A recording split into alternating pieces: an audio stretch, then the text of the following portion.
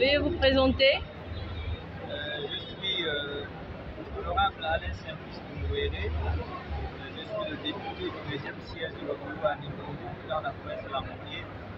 Je suis parrain de l'association des soldats de la. Alors, à quel honneur a été faite cette messe, monsieur?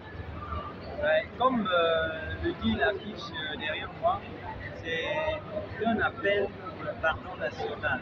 Donc c'est en l'honneur de la nation que nous avons fait cette célébration aujourd'hui pour demander donc à Dieu, au très miséricordieux, de nous épargner, on va dire, des catastrophes de tout genre dont nous faisons l'objet depuis quelques temps. Peut-être que sentiment par rapport à cette journée? Entièrement satisfait de la célébration, de la présence donc, des ministres de toutes les confessions religieuses confondues qui ont donc répondu à notre appel. C'était le Gabon entier qui s'est retrouvé ici ce matin, que nous pouvons être satisfaits lorsque tous les enfants de la nation pour dire la même chose, c'est-à-dire souhaiter le meilleur pour l'avenir. Vous avez choisi cette journée, est-ce qu'il y avait une particularité? C'était en même temps aussi pour comme débuter une nouvelle ère.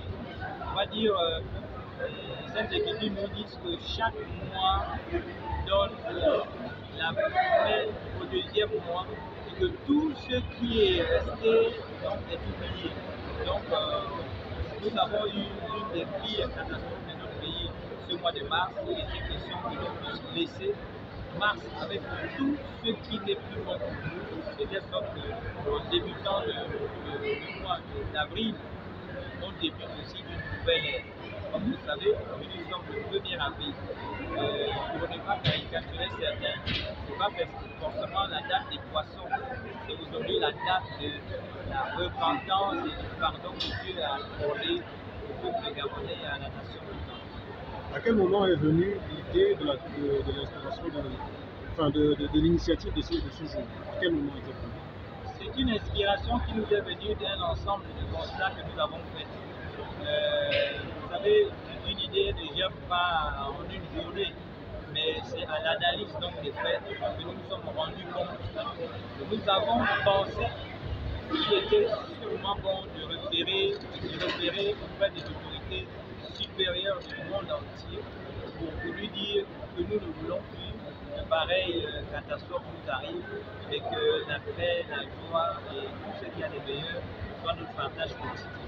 Alors on a remarqué la forte implication des confessions et communautés religieuses pendant le drame Esther Miracle. Est-ce qu'on peut désormais compter sur les religieux pour ce genre de situation? C'est le rôle des hommes de Dieu, des ministres de culte, de prier pour la population, pour les autorités. Donc, je ne dirais pas qu'il y a un mérite ou qu'ils ne le méritent pas, mais c'est ça leur vocation, c'est leur rôle. Le rôle que Dieu leur a assigné, c'est de nous assister par leur prêche, par leurs paroles, par les enseignements, afin que nous puissions corriger nos comportements, nos habitudes, éventuellement si nous nous écartons de la bonne voie. Merci.